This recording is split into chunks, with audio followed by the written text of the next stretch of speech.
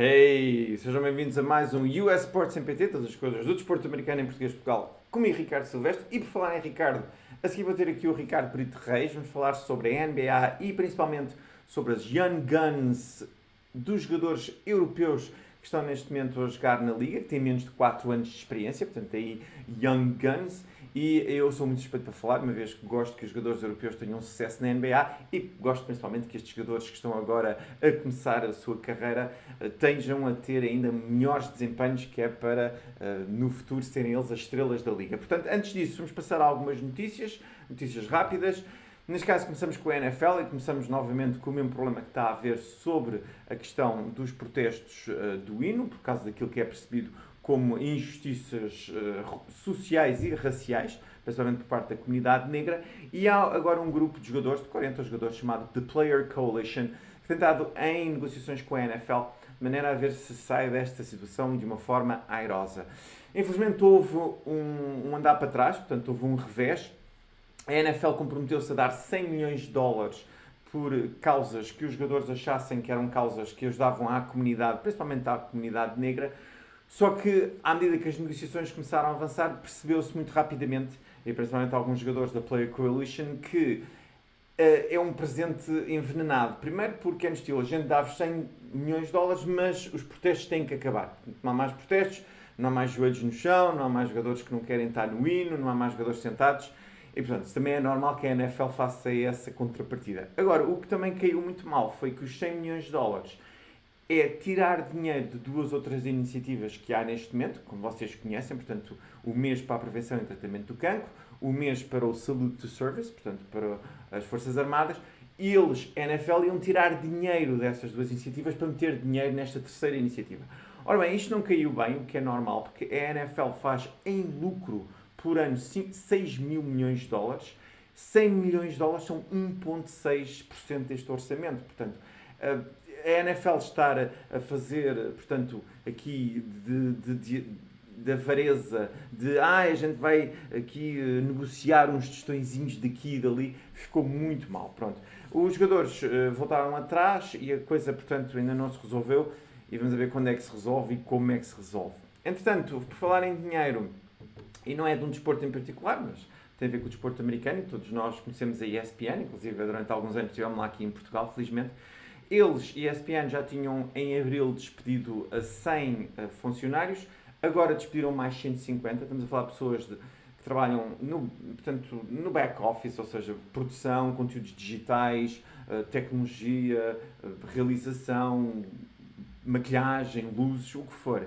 E também staff administrativo. Portanto, a ESPN cortou a cerca de mais de 3% da sua workforce, portanto, pessoas que trabalham naquele que é o campus central da ESPN, que fica em Connecticut, e, portanto, isto é um indicador problemático até mesmo para os canais televisivos que são dedicados ao desporto, porque realmente cada vez há menos fontes de rendimento e o pessoal não há dinheiro para tudo, tem que começar a cortar de algum lado. Portanto, o facto de cada vez haver mais formas de vermos desporto e cada vez termos mais soluções tem prejudicado os grandes canais de desporto e é algo para estarmos atentos. Aqui no US Sports MPT ainda não tem problemas de dinheiro, porque também, como podem ver, isto é feito de uma forma um bocado artesanal, mas se um dia chegar eu começo a despedir pessoas. Como eu estou sozinho, pois.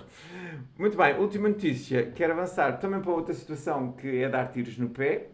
Neste caso, a NHL está agora a celebrar os seus... NHL, a Liga de Hockey em Gelo, está a celebrar os seus 100 anos de existência e os Anaheim Ducks decidiram fazer um pequeno vídeo que era dar os parabéns à Liga, e neste caso com o jogador que é o Ryan Kessler, a passear-se nos escritórios, no quartel-general dos Anaheim Ducks, totalmente nu. Porque a piada era que, eu estou com o meu fato de aniversário, que é estar todo nu, quando nascemos nus, não é? E como tal, eu estou a fazer uma homenagem à NHL, estou a passear-me com o meu fato de aniversário, porque a NHL está a fazer 100 anos e como tal é bebê.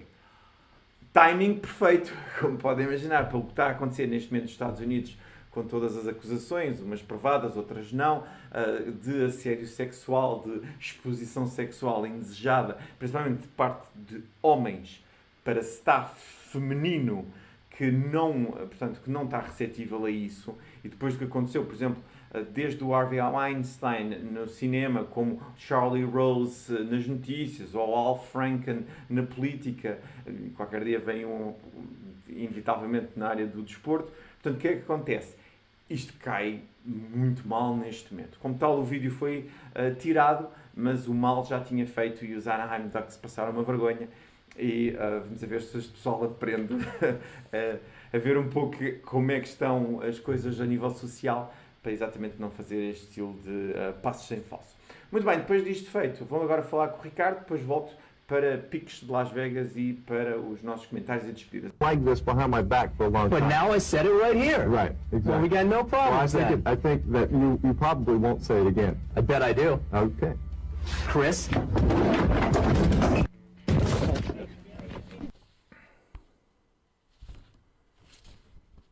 Ora, muito bem, estamos de volta e como prometido aqui está o Ricardo comigo. Ricardo, mais uma vez por teres vindo aqui ao programa. Obrigado pelo convite mais uma vez. O Ricardo, que é do Borracha Laranja e algo que vocês vão seguir sem falhar, o site dele, que ainda por cima está muito bom, com coisas muito boas.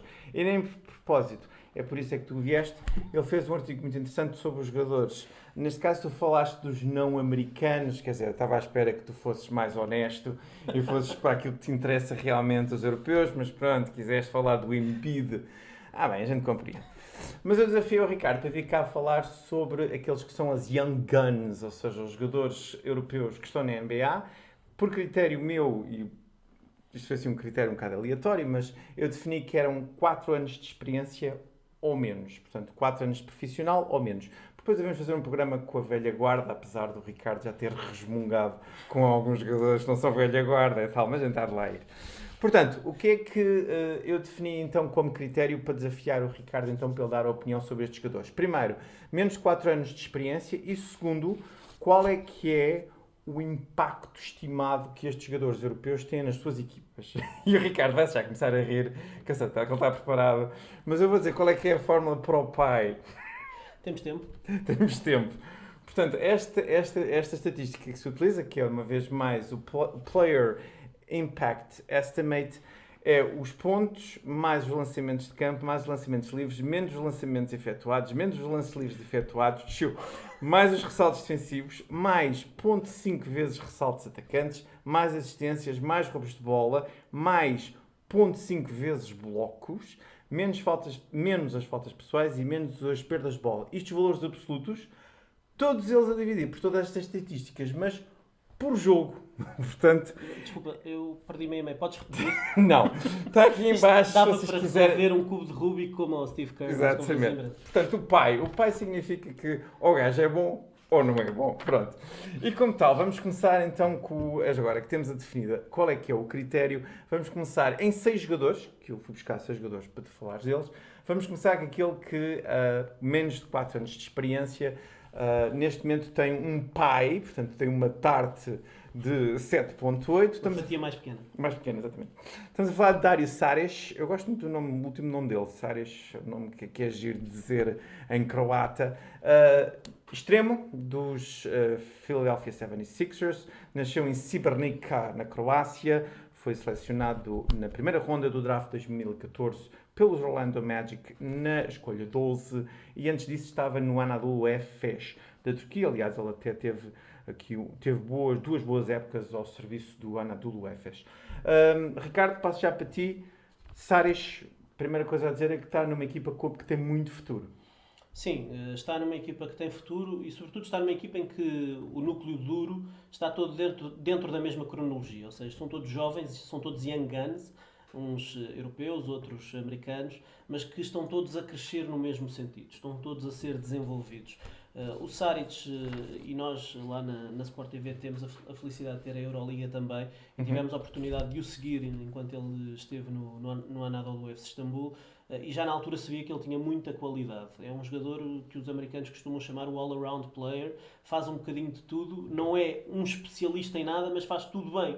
não estraga. E como de resto se pode ver pelas estatísticas dele, ele faz um bocadinho de tudo, 10 pontos, 6 ressaltos, praticamente 2 assistências para um jogador que está a sair do banco. Portanto, Sim, é um isso é jogador verdade. da Também acrescento rotação, é um jogador da rotação que claramente contribui quando entra dentro das 4 linhas. E eu acredito que se calhar não tem um teto tão alto como outros que vamos falar aqui, em termos de potencial, mas é um jogador que terá sempre lugar na NBA pela sua utilidade e pela sua versatilidade. Eu também não me admiro muito com a estatística do Saric de assistências baixinha, porque naquela equipa também, com os ball hogs que há, aquilo também é difícil passar a bola, e ele neste caso, como europeu, também deve chegar a uma altura e dizer, epá, também quer lançar, quer dizer, também não é só o Simmons, não é só o Embiid, também, de vez em quando também tem que lançar a bola. Portanto, eu acho que o Saric é uma boa aposta nestes Philadelphia, que seguramente irá ter muita qualidade, como tu estavas a dizer. Muito bem, avançando, temos a seguir Dennis Schroeder. O Dennis Schroeder, point guard que está a jogar em Atlanta. Ele, aliás, foi selecionado pelos Falcons na primeira ronda com a escolha... Falcons. Com os Hawks. Os Falcons são os outros. São do outro lado da rua. Com os Hawks na escolha da 17ª escolha, portanto em 2013, ele já tem 4 anos de experiência. Ele nasceu em Braunschweig, na Alemanha, e aliás era aí que ele jogava, no Phantoms de Braunschweig, antes de ter ido então para a NBA. O que é que tu achas do Dennis Schroeder? Olha, o Schroeder é um jovem base muito interessante, que chegou à NBA quase como um desconhecido. Os americanos não o conheciam, só os mais atentos na Europa é que já tinham visto o que ele fazia. E ele este ano, como de resto podes ver pelos números que está a apresentar, ele é a grande figura dos Atlanta Hawks. Os Atlanta Hawks acabaram por destruir aquela célebre equipa que chegou às 60 vitórias, que tinha Jeff Teague, Kyle Korver, DeMar Carroll, Al Horford e Paul Millsap. Durante esse período em que essa equipa era considerada até os Spurs da Conferência Este, o Schroeder várias vezes veio a público dizer que ele queria ser titular da equipa, que achava que tinha qualidade para ser titular e que houve um dia até que chegou a dizer que se achavam que ele não tinha capacidade para isso, então que o mandassem embora. E o que é verdade é que os Hawks decidiram destruir a equipa e entregaram-lhe as chaves do carro, como também nós usamos esta expressão, deram-lhe a liderança da equipa e ele está a assumir. Obviamente os Atlanta Hawks este ano não têm grandes ambições. Eu acho que a maior ambição dos Atlanta Hawks é mesmo ficar em último para terem mais hipóteses de ter a primeira escolha, para ver se juntam outro europeu no próximo ano ao backcourt dos Atlanta Hawks. Está morto para falar, já lá vamos. Mas o Schroeder é um base interessante, com qualidade, é muito bom a criar e a desequilibrar num contra um, precisa de trabalhar um bocadinho ainda as leituras à saída dos bloqueios diretos. É um jogador que está a crescer, mas que tem um potencial mais alto do que aquele que Jeff Teague alguma vez chegará, e por isso compreende-se esta decisão dos Atlanta Hawks de apostarem neste base, desenvolverem-no e agora começar a apetrechar e a construir à volta dele. De qualquer maneira, os números são bastante impressionantes. Reparem, quase 20 pontos em média. Esta é a época, portanto, 20 pontos em média, quase 7 assistências. Tem um pai de 11.5. Portanto, é um jogador que neste momento já faz falta aos Hawks, mesmo no seguimento daquilo que tu disseste, que é uma equipa que já está a pensar no futuro, mas ele está-se a afirmar já. Sim, ele é o centro da equipa, o epicentro daquilo que se passa ali em Atlanta, que para já não é nada de muita qualidade. Este ano eles foram buscar ali mais um rookie muito interessante, o Collins, e portanto estão a começar a juntar ali algumas pecinhas. Se para o ano forem buscar um bom rookie na primeira escolha do draft, que à partida será uma escolha elevada, começam a ter aqui um núcleo muito interessante para começar a construir. Mas ficamos aqui ainda mais um minuto. Tu achas, apesar, quer dizer, a posição de base é diferente de uma posição de extremo ou uma posição de poste, mas tu achas que ele pode ser, por exemplo, que um Dirk Nowitzki foi para Dallas? Não. Não. É perfeitamente legítimo. E vou-te explicar porquê. Porque quando falamos de Dirk Nowitzki, falamos, para muitos, do melhor europeu alguma vez a jogar na NBA. Eu estou a falar da importância para a equipa, não tanto do estarmos a comparar os dois jogadores. Mas... ele será a figura central, mas sinceramente, se olharmos para daqui a um ano e vamos imaginar que eles escolhem um Marvin Bagley, ou um Michael Porter Jr., ou um Luka Doncic, que são os três jogadores que estão a ser apontados para as 3 primeiras posições do draft. O Schroeder já não será a peça principal. Será um segundo jogador. Exatamente. Um segundo jogador. Ele será o braço direito, será o armador e a estrela passará a ser o outro. Muito bem.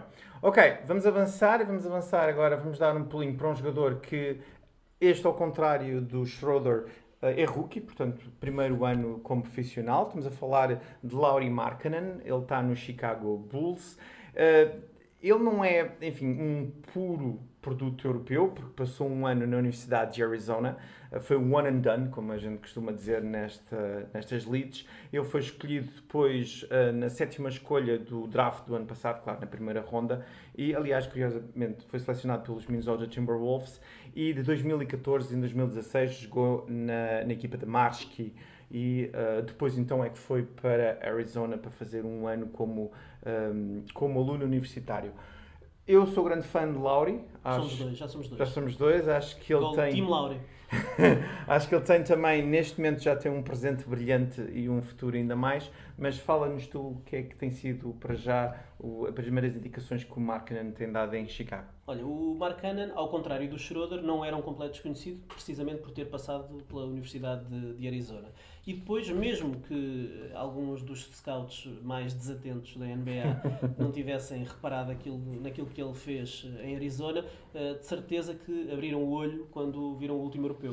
Ele liderou a Finlândia, fez jogos fenomenais e portanto, chamou a atenção e por isso não surpreende esta escolha tão alta de um jogador que não era apontado para estar tão lá em cima. Aliás, quando se falou da troca de Jimmy Butler para os Minnesota Timberwolves e se disse que, no sentido inverso, veio uns amendoins e um bocadinho de cotão do fundo do bolso das calças, afinal não. O Lauri Markkanen vale mais do que um bocadinho do que uns amendoins, muito mais, e teve muita sorte neste seu ingresso na NBA, porque 2 dos seus companheiros decidiram andar ao murro no treino, o Bobby Portis e o Nikola Mirotic, falámos da última vez, e ele acabou por beneficiar, porque eles jogam os 3 na mesma posição, power forward, extremo poste. O Mirotic faz a posição 3, mas o Markkanen é aquele protótipo de jogador a Nowitzki, um jogador alto, grande, um 4, mais móvel do que o Nowitzki, mas que tem alcance de lançamento para ser um stretch 4, para ser um jogador que vem cá fora,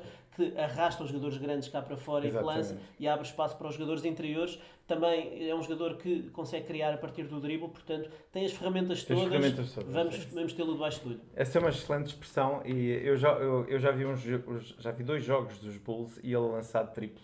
É uma coisa lindíssima, tem um lançamento mesmo uma mecânica muito elegante. Bonita. Exatamente.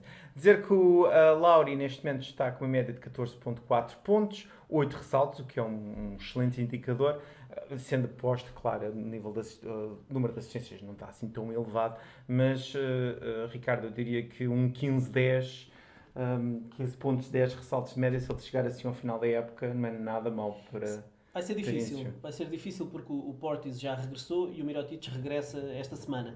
Portanto, os seus números, os seus minutos poderão baixar, embora se eu fosse o Fred Hoiberg, se fosse o general manager daquela equipa, eu dizia não tirem minutos ao Markkanen, deixem o rapaz desenvolver-se e, se possível, arranjem forma dos outros 2 andarem à pera outra vez no treino, porque nós queremos que este jovem se desenvolva. Essa era uma boa ideia.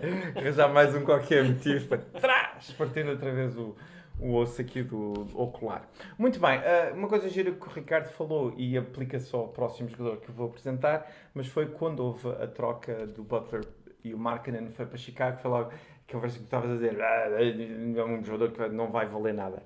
E isso aplica-se principalmente a este jogador e a esta equipa. Kristaps Porzingis em Nova York, quando ele foi selecionado no draft, como é tradicional para os fãs de Nova York, mas isso é em tudo, é no futebol americano, é no hockey em gelo, e não é exclusivo da NBA. Uma barulheira toda tremenda. Pronto, não sabiam o diamante que tinham ali, nem em bruto, porque ele já estava lapidado, mas então agora é o rei de Nova York e o Porzingis tem realmente seduzido a grande maçã, não só pela sua personalidade, mas também pelo seu jogo. Houve agora um problema que a gente não vai falar, agora, que foi a questão do general manager, portanto, neste caso, o o muito reverente Phil Jackson, o mestre Zen, o homem está a ficar senil e como tal deu-lhe uma macacada, queria que a equipa jogasse em triângulo, enfim. Geometrias. Coisas dos anos 90. Hoje em dia a NBA já não é assim.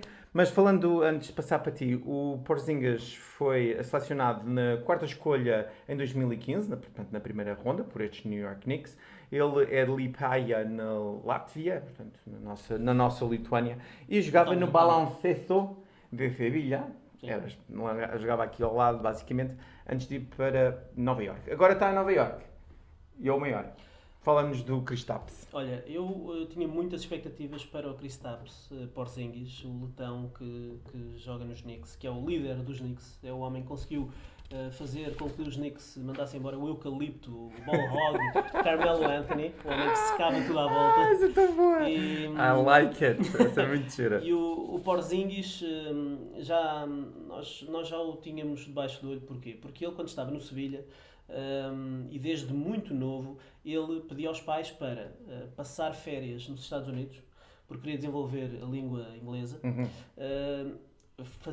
Participava em muitos campos de férias nos Estados Unidos e no Sevilha ele pedia sempre aos treinadores para colocarem como colegas de quarto, como roommates, os jogadores americanos. Ele queria fazer perguntas, queria saber como é que era na América, aquilo que ele tentava sugar o máximo de informação possível para que a sua transição para a NBA, porque ele sabia que ia lá parar, fosse o mais suave possível. Ele foi muito, muito inteligente. É um jogador muito maduro para a idade e por isso é que ele chega à NBA e consegue de imediato render e de forma tão evidente. Não é como aquele protótipo europeu que chega à NBA e que ao fim de 20 jogos de andar a viajar de um lado para o outro começa a cair a sua influência a pique e o seu desempenho, e o Porzingis, pelo contrário, não. Conseguiu sempre manter um nível alto e este ano é a grande estrela dos New York Knicks, candidato a ser o Most Improved, porque agora tem os números que eram de Carmelo, passaram para ele, Most Improved Player, vai ser de certeza absoluta All-Star, e é um jogador que faz tudo. Tinha um senão no seu Scouting Report, quando foi para a NBA, que era a defesa. E mesmo isso ele está a deixar os seus críticos completamente de boca aberta e não tem nada a apontar. Ele é o líder dos desarmes de lançamentos da NBA e ele próprio diz que um dos seus objetivos é ser o melhor defensor do ano. Portanto, mostra o seu foco nas tarefas defensivas, no meio campo defensivo, e cada vez mais nós vemos highlights do Porzingis e dos Knicks, em que começa com um desarme do Porzingis na defesa e depois acaba com a fundança do Porzingis no ataque. Portanto, um jogador que tem tudo, 5 estrelas, sou fã. Portanto, Time Porzingis. Time Porzingis. Kristaps, ele tem 2,21 m, portanto, a juntar a isso tem toda essa disponibilidade física que estavas a falar. Corre que nem uma gazela, lança bem de fora, lança bem lá dentro, muitos desarmes de lançamento. A estatística deles, algumas das estatísticas do Kristaps, tem 27 pontos em média, claro, desta época, 7,2 ressaltos, e está com um pai de 15, e também dizer que o Ricardo estava a fazer referência a isso, ele vai ser All-Star. Ele já o ano passado foi NBA All-Rookie First Team, que era também absolutamente normal. Estar-se a dar já esse mérito ao Kristaps, porque já o ano passado ele provou muito e este ano está a provar mais. Vamos ficar aqui 30 segundos para te perguntar, e estavas a dizer que ele é muito inteligente e realmente mostrou a sua maturidade, porque a questão do Phil Jackson, quer dizer, falta-me palavras para explicar o que é que passa na cabeça de alguém como o Phil Jackson. Quer dizer, hostilizou toda a gente, maniatou a equipa, maniatou o treinador. Isso foi a parte pior. Não dar liberdade ao treinador para fazer o seu trabalho. Ele impunha que fosse jogado o estilo do triângulo ofensivo, e eu, por exemplo, sou treinador, tenho carteira de treinador, eu quero liberdade para perceber quais são os atletas que tenho comigo e tentar definir um estilo que encaixe nas características dos atletas, não impor um estilo aos atletas e obrigá-los a jogar naquele estilo. E o Jeff Hornacek estava numa situação ainda pior. Não só tinha que obrigar os atletas a jogar naquele estilo, como ainda era um estilo que não era o dele. Era o estilo de um treinador que é sem dúvida um dos melhores treinadores da história da NBA, quiçá o melhor, a par de Popovich e de Red Auerbach, que serão porventura os 3 melhores treinadores da história da Liga, mas que, enquanto presidente das operações, deixou muito a desejar, meteu-se muito nas quintas onde não deveria ter entrado, criou hostilidades com LeBron James, com a questão da posse, Sim, com Carmelo Anthony, que é amigo de LeBron James, o treinador. Aquilo correu tudo mal e, portanto, o melhor que ele fez foi mesmo deixar Nova Iorque para trás e voltar para Los Angeles, onde ele é feliz. Não, lá o rancho dele, lá no Dakota, que se lixe. Ora, muito bem, vamos continuar e agora vamos passar para aquele que é o segundo jogador na minha lista, que é Rudy Gobert. Qual é que é o problema do Rudy Gobert? Eu já ouvi várias vezes a jogar por Utah, também já ouvi jogar pela seleção francesa, inclusive no campeonato europeu. Está é sempre lesionado, isso é que é chato. Ou então mete-lhe mete-lhe os patins, ai, agora está-me a faltar o nome do base do Golden State, poxa. Curry. Sim, Steph Curry. Steph Curry mete-lhe os patins e ele anda para ali a patinar. Isso eu depois meto o vídeo online. Ora, muito bem, sobre o Rudy Gobert, ele foi selecionado no draft de 2013, na primeira ronda, escolha 27 por Denver. Nasceu em Saint-Quentin, em França, jogava no Cholet Basket e agora já foi All-NBA Second Team em 2017 e é uma das grandes promessas do basquetebol europeu nos Estados Unidos desde que ele anda sempre lesionado. Porquê é que é feito de vidro o Gobert? Pois não sei, porque ele nos primeiros anos não se lesionava assim tanto. Eu não sei se o wear and tear de jogar na NBA 82 jogos por ano se está de facto a desgastar aqueles jovens e tenrinhos músculos do Rudy Gobert, que eu acho que ele já não é tanto uma promessa, eu acho que ele já é uma certeza do basquetebol mundial, é sem dúvida uma certeza do basquetebol francês, da NBA, é sempre um dos candidatos ao prémio de defensor do ano. Ele é um jogador que tem uma envergadura muito, muito grande.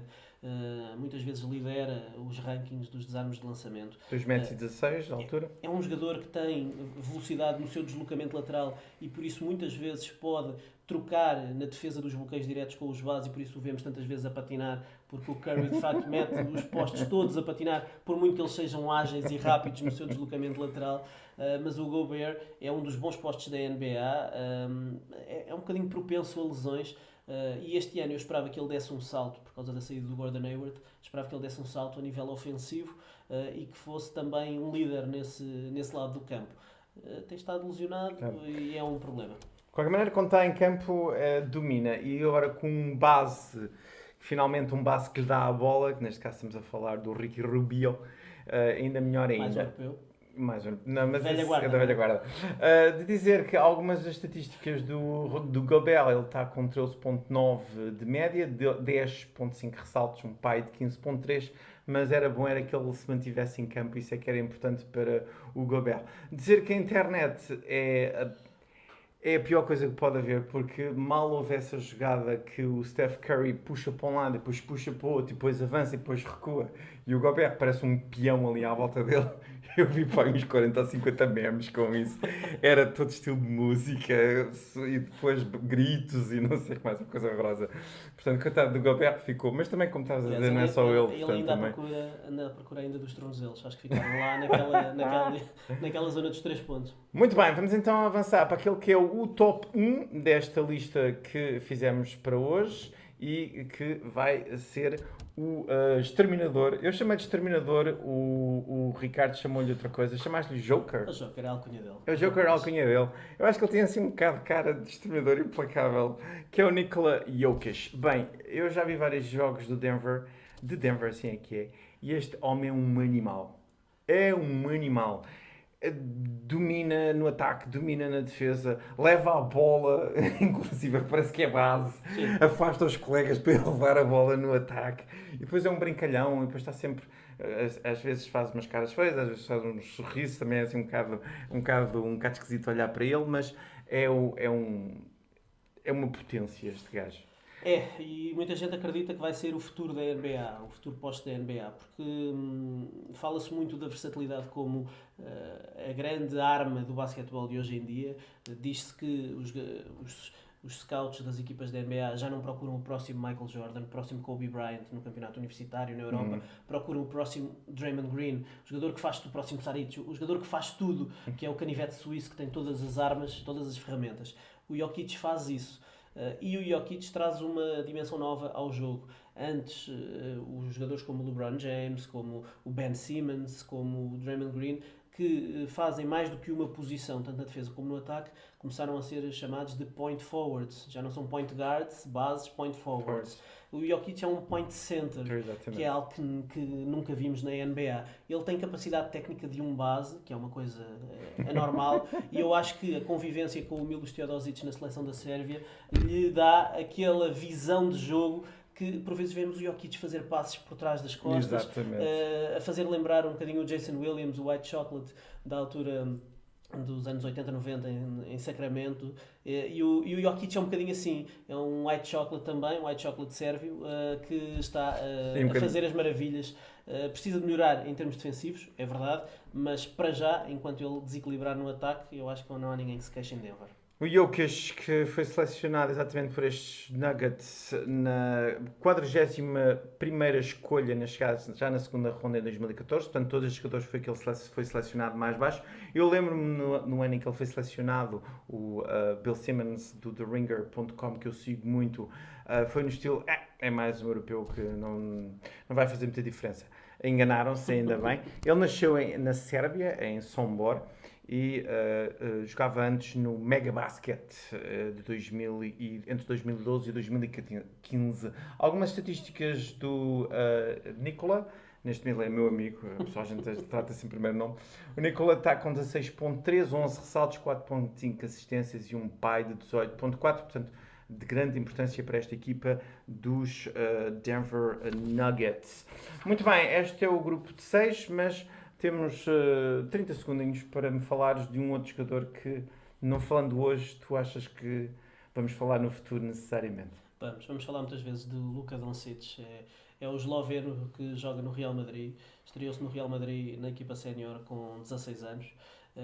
É apontado como o Ricky Rubio 2.0. O Rubio estreou-se na equipa principal do Barcelona com 14 e do Juventude de Badalona com 14 e parece que o Rubio já tem 40 anos, porque vemos-lo há tanto tempo a jogar basquete, mas não, ainda é novo. E o Doncic já o vemos também há alguns anos, e é um jogador extraordinário. Tem as ferramentas físicas, é um jogador mais alto, mais forte do que o Rubio, é um jogador que lança 3 pontos, coisa que o Rubio não faz, é um jogador que afunda, que vai lá abaixo, que desequilibra, é um passador de excelência também, porque o Pablo Laso, muito inteligentemente no Real Madrid, com a lesão do Sérgio Lula e com a saída do Sérgio Rodrigues, colocou a jogar a base, e ele cada vez mais melhorou a tomada de decisão com a bola na mão, e portanto é um jogador que, não tenho dúvida nenhuma, vai render no imediato quando chegar à NBA. A minha dúvida é sempre a mesma para os jogadores europeus, que é fisicamente como é que eles vão, depois de estarem habituados a jogar 40, 50 jogos na Europa numa época, jogar 82 em apenas 9 meses.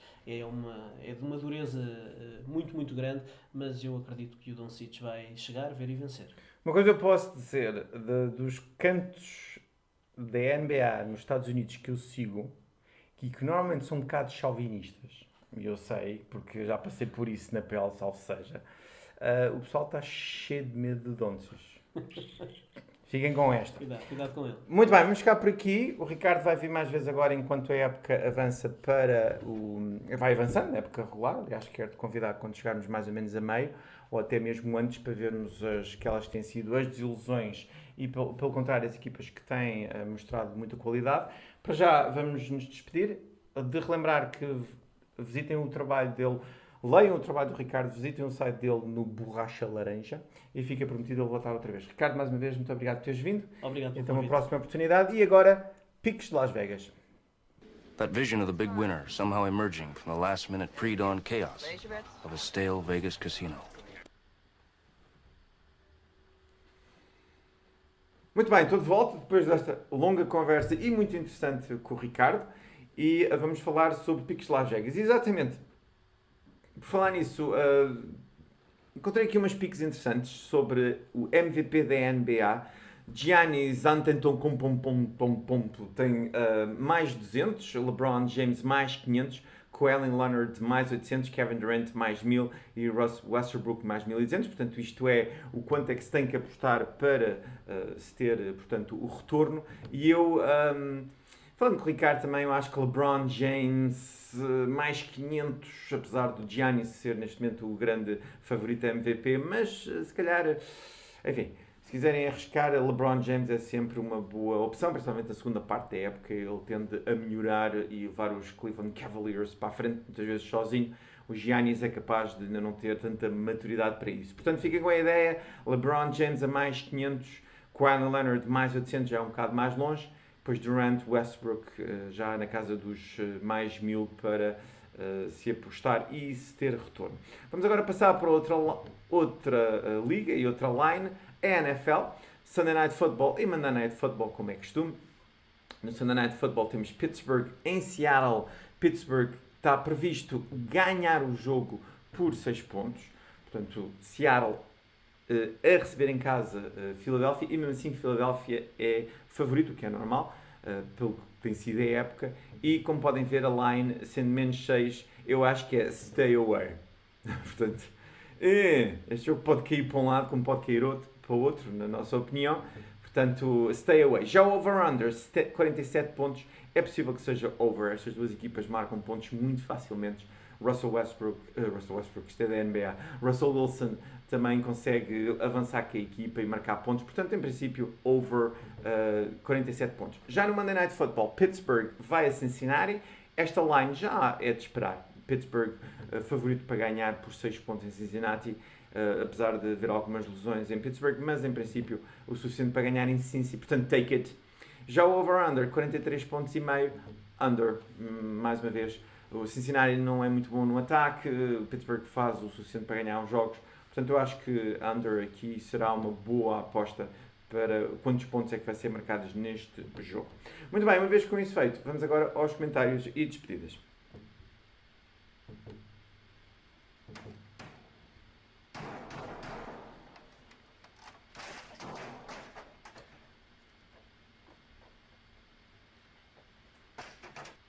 Muito bem, já na parte final do nosso programa desta semana, de relembrar que podem sempre visitar o trabalho do Ricardo no Borracha Laranja, o jogo por dentro, portanto o blog sobre basquetebol, todo o basquetebol, mas eu vou continuar aqui a pedir ao Ricardo para vir aqui ao nosso programa, mas é para falar sobre a NBA. De qualquer maneira, para quem gosta de basquetebol, imperdível seguir e visitar o Borracha Laranja. Já a nível de comentários, tenho aqui um comentário da nossa Anabela Pereira, nossa especialista em imagem. E a Anabela Pereira, esta mensagem já é um bocado antiga, ela falava sobre a vitória dos Eagles nos Cowboys, depois a derrota dos Cowboys na quinta-feira, neste caso contra a equipa de LA, os Chargers, e depois ela perguntava se a equipa de Washington ainda conseguia passar e os Cowboys a ficarem em segundo do grupo. Muito bem, quem segue a NFL, como sabe, ficar em segundo do grupo não é sinónimo de passar para a frente, porque pode ficar em segundo lugar do grupo, mas o registro de vitórias e derrotas não é o suficiente para ser uma das equipas que se chama Wild Card. Portanto, passam os 4 vencedores de divisão e depois passam as 2 equipas que têm melhor registro de vitórias e derrotas. Para Washington, neste momento, quando estou a fazer este programa, Washington já está fora da competição, a equipa de Dallas lá ganhou e, portanto, ainda tem uma hipótese matemática de lá chegar, mas parece é que os wildcards vão sair ou da NFC Oeste, onde está a equipa de LA e a equipa de Seattle, os Rams, ou do Sul, onde está a equipa de New Orleans, a equipa de Carolina, os Panthers e a equipa dos Atlanta Falcons. Portanto, em princípio, os wildcards vêm daí e a equipa de Dallas era preciso que, enfim, as estrelas se alinhassem, uma data de equipas perdessem, eles continuassem a ganhar. Portanto, no momento em que estamos a fazer este programa, em princípio, Dallas tem o final da época já mais ou menos determinado. Muito bem, vamos ficar por aqui. Voltamos para a semana. Lembrem-se que podem sempre deixar um comentário, uma pergunta. Façam subscribe na nossa página do YouTube e também na nossa página do Facebook. E vamos continuar então aqui a juntar a nossa tribuzinha de quem gosta de desporto americano e português de Portugal. E volto para a semana.